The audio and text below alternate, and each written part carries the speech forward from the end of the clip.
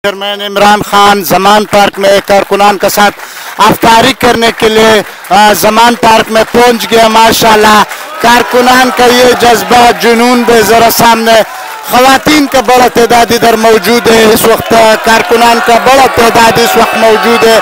ये मनाजर आपको दिखा रहा है IK टुडे यूट्यूब चैनल बराह रास्त जमान पार्क से। नाजरीन ये अभी खान साहब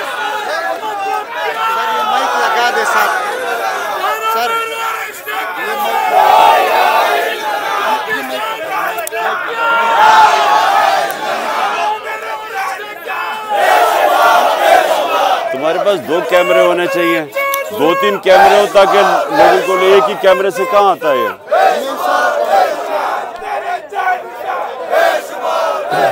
शुक्रिया, हेलो, शुक्रिया। आराम से बैठ जाएं अपनी जगहों पे प्लीज।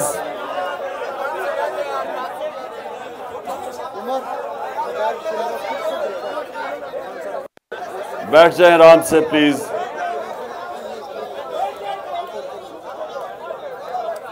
आराम से।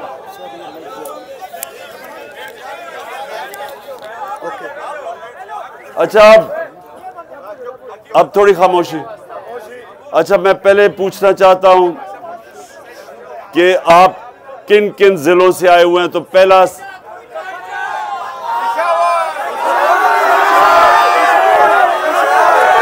कौन कौन से जिले हैं, कौन से जिले हैं? एक मिनट। अच्छा सबसे पहले जो मैं कहूंगा सिर्फ आपने हाथ खड़े करने हैं। स्वाबी, अच्छा नौशहरा उधर, मर्दान इधर, पेशावर, साहिवाल उधर से, गिलगित बल्तिस्तान से भी आए। ये अच्छा, ये साहब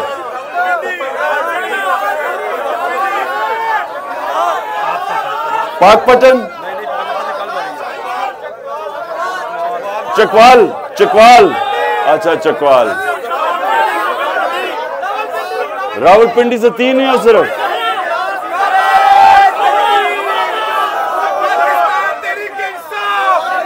एक मिनट।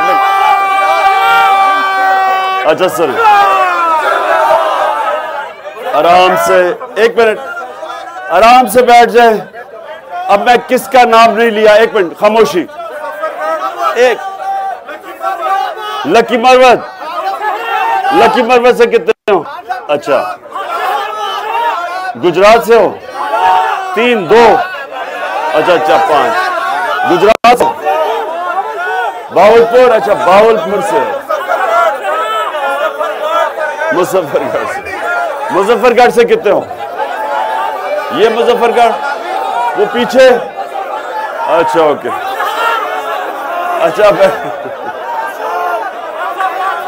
बैठ जाओ खामोशी। 5 मिनट। किधर? खुशाब, अच्छा खुशाब से। माशाल्लाह सारे पाकिस्तान से आए हो।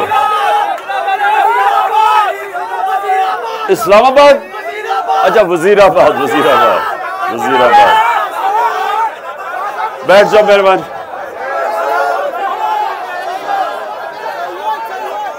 गुजर खान, एक मिनट। वो पीछे कौन है? मुझे नेक्स्ट टाइम ना लिस्ट बता देना किधर किधर से आए हुए। ओके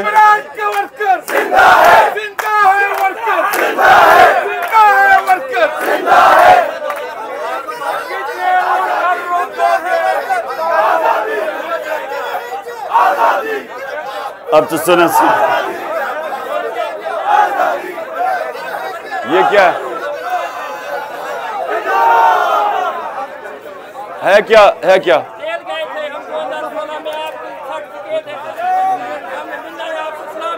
बाद में। अच्छा अब आपने मेरे 10 मिनट आपने मेरी बात सुनी और खामोशी से, खामोशी। 10 मिनट, रोजे को कितना टाइम है?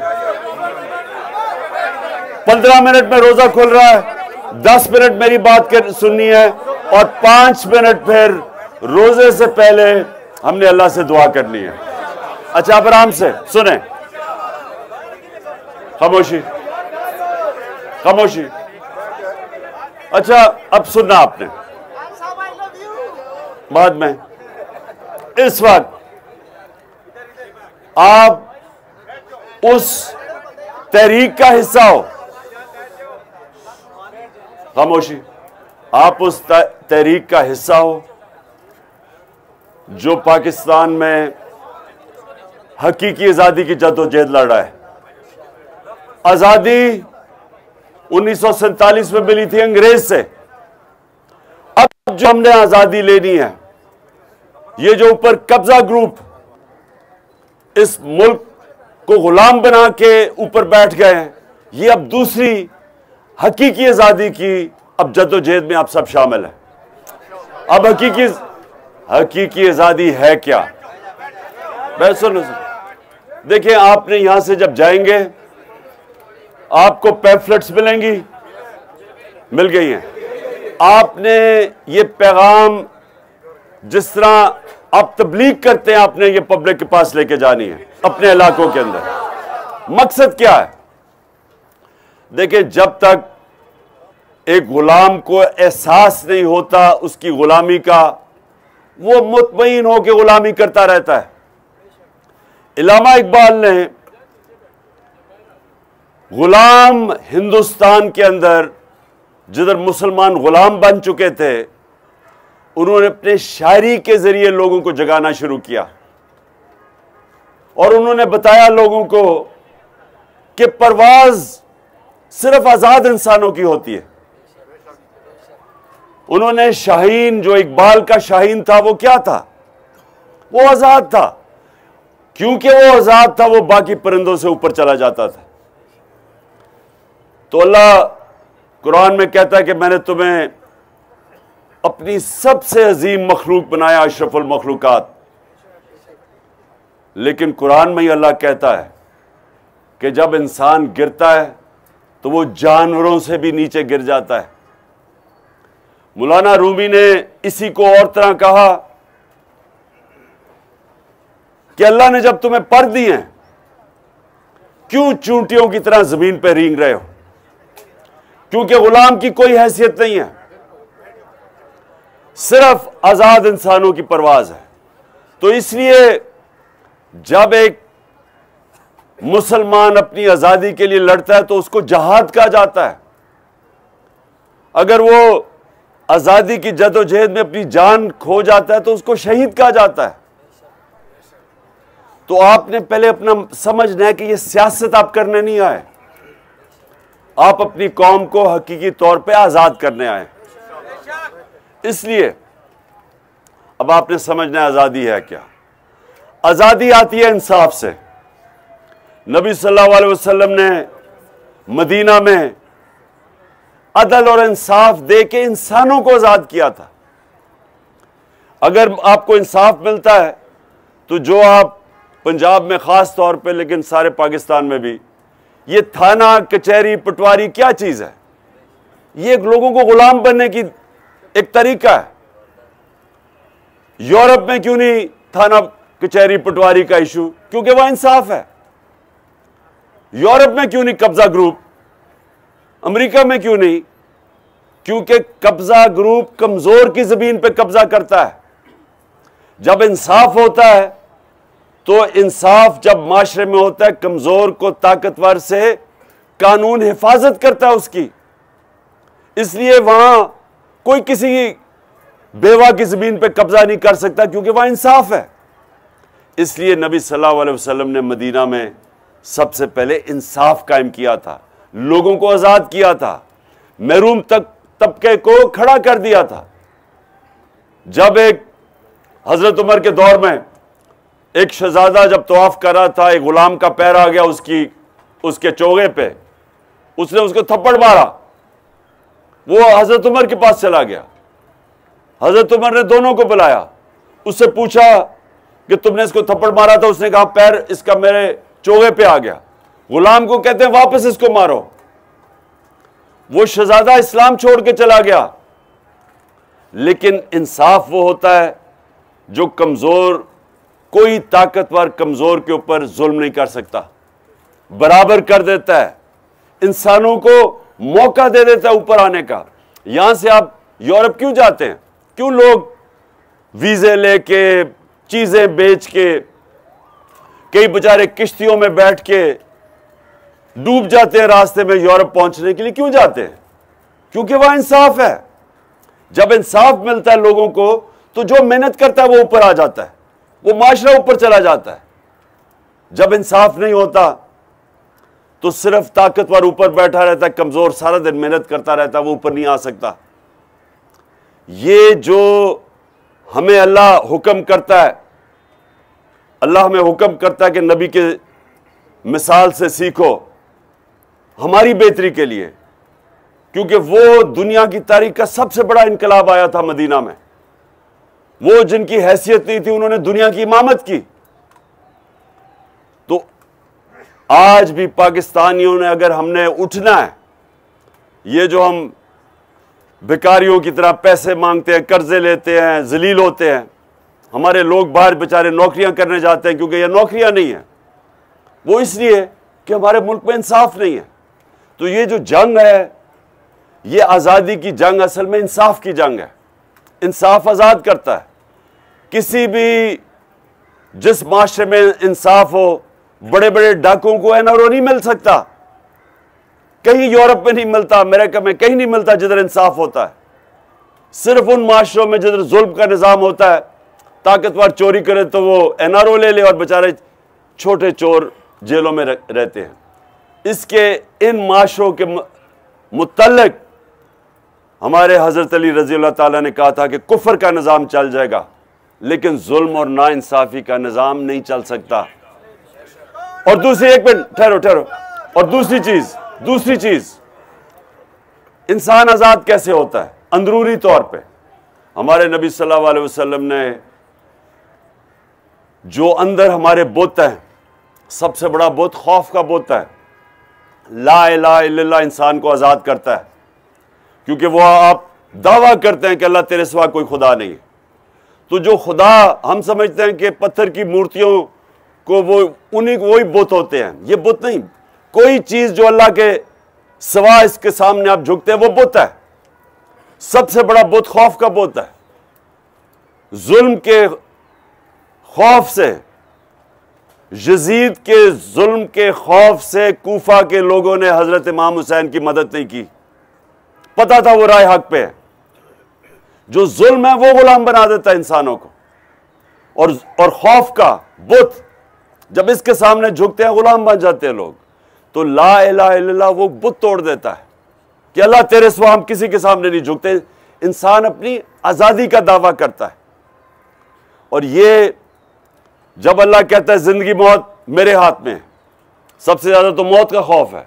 तो जब अल्लाह कहता है मेरे हाथ में है, कोई आगे पीछे नहीं कर सकता वक्त, तो असल में वो आपको आजाद कर रहा है उस खौफ से, जो सबसे बड़ा खौफ है। फिर दूसरा खौफ क्या है? जिल्लत का, कि जी मुझे वो जलील कर देंगे, मेरा ये कर देंगे, मुझे ये, जिस तरह ये सारे बैठ के हर रोज मेरी तारीफें करते हैं टीवी पे, सुना करो इनको। नहीं, एक मिनट जब सुनो, अगर सिर्फ ताकतवर पैसा खर्च करके इज्जत कमा लेता तो अभी नवाज शरीफ सबसे ज्यादा इज्जत वाला आदमी होता या जरदारी होता। सड़कों में नहीं निकल सकते। वो लंदन में महंगे तरीन इलाके में बैठा, हर रोज उसको गालियां पड़ रही होती हैं, क्योंकि इज्जत नहीं है। इज्जत ऊपर वाला रखता है, जितना मर्जी पैसा आपके पास हो, और ना ही आपको कोई जलील कर सकता है। ये याद रखें कि जो मुझे खौफ होता है ना जी, उसने मुझे जलील कर दिया, कोई आपको जलील नहीं कर सकता अल्लाह की इजाजत के बगैर। और वो आप अपनी अमाल की वजह से अपने आप को जलील करते हैं, अमाल की वजह से इज्जत मिलती है। तो फिर इससे भी आजाद हो जाता है कि जी मुझे कोई जलील ना कर दे। ये भी बड़ा खौफ होता है। मैं जब खिलाड़ी था, क्रिकेट खेलता था, तो कई खिलाड़ियों को हारने का खौफ होता था कि मैं हार ना जाऊं, क्योंकि इतना ज्यादा हारने का खौफ था, उनको जीतना ही नहीं आता था। जो इंसान हारने का खौफ रखता है वो जीत नहीं सकता। जो बड़ा बिजनेसमैन, वो बड़ा बन ही नहीं सकता, उसको अगर नुकसान का खौफ हो कि जी मेरा नुकसान ना हो जाए, वो कोई रिस्क ही नहीं लेगा। जो फौजी मौत का खौफ होगा उसको कोई तमगा ही नहीं मिलेगा, क्योंकि वो लड़ेगा कैसे अगर उसको मौत का खौफ है।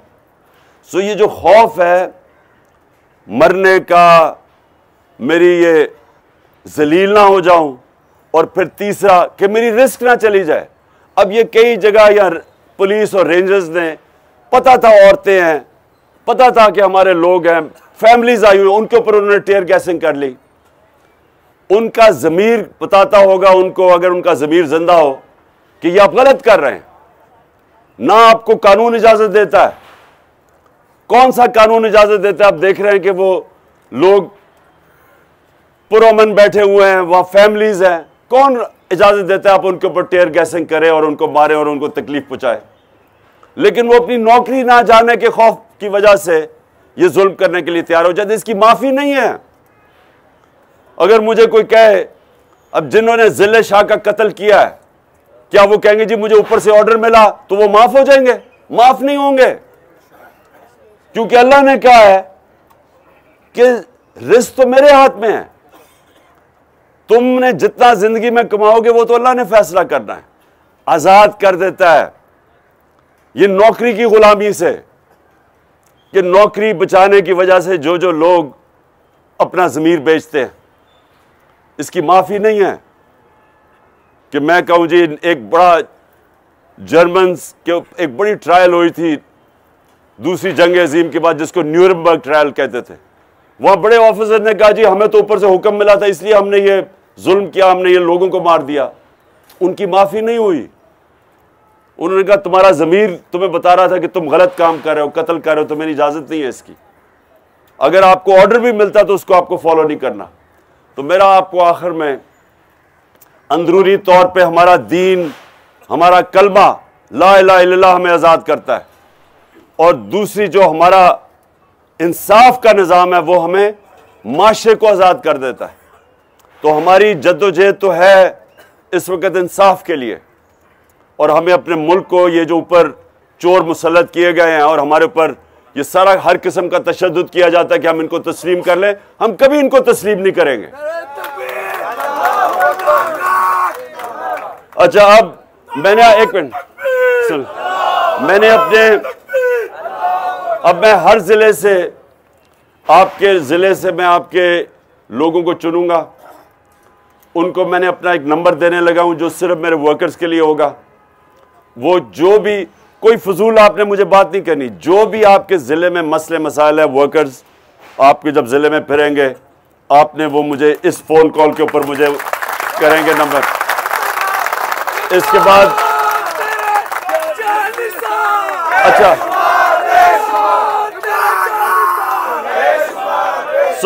मकसद इसका क्या?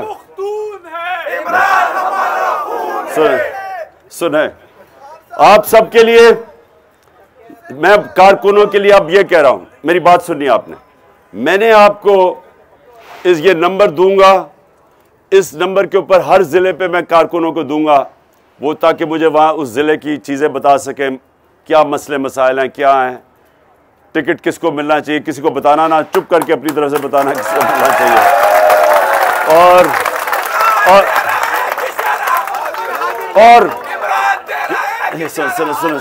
सुने, टाइम रोजा खुलने लगा है, सुने, कितना 3 मिनट रह गए, अभी दुआ भी करनी है आपने। अच्छा, रोजे से पहले, रोजा खोलने से पहले आपने सबने दुआ करनी है, अल्लाह से मांगना है अपने आप को आजाद करने के लिए, इस मुल्क को एक वो मुल्क बनाना जिधर बाहर से लोग पाकिस्तान में नौकरियां ढूंढने आए, वो मुल्क बनाना है हमने इंशाअल्लाह। और जिसमें सबसे बड़ी बात यह कि आम आदमी की इज्जत हो, आम आदमी कानून के सामने, ताकतवरों के सामने भी खड़ा हो तो उसको इंसाफ मिले। जिस तरह हजरत अली रजी अल्लाह ताला एक यहूदी से, खलीफा होते हुए यहूदी से केस हार जाते हैं, वो था मुसलमानों का इंसाफ, जिसकी वजह से वो दुनिया की इमामत की। तो इंशाअल्लाह आपने अभी दुआ करनी है, 2 मिनट रह गए, नंबर मैं दूंगा इसके बाद, मैं यहां से अली को और उसकी मुदस्सर की ड्यूटी लगाऊंगा कि आपके चुन चुन के हर लोगों को नंबर दे, ताकि मुझे आपकी फीडबैक मिले। आपने पैम्फलेट्स अपने इलाके में जाके तबलीग की तरह लोगों के अंदर बांटनी और उनको लोगों को समझाना है। ये वाली पैम्फलेट्स है, आपने सबको देना है। बैठ के आप दुआ कर ले।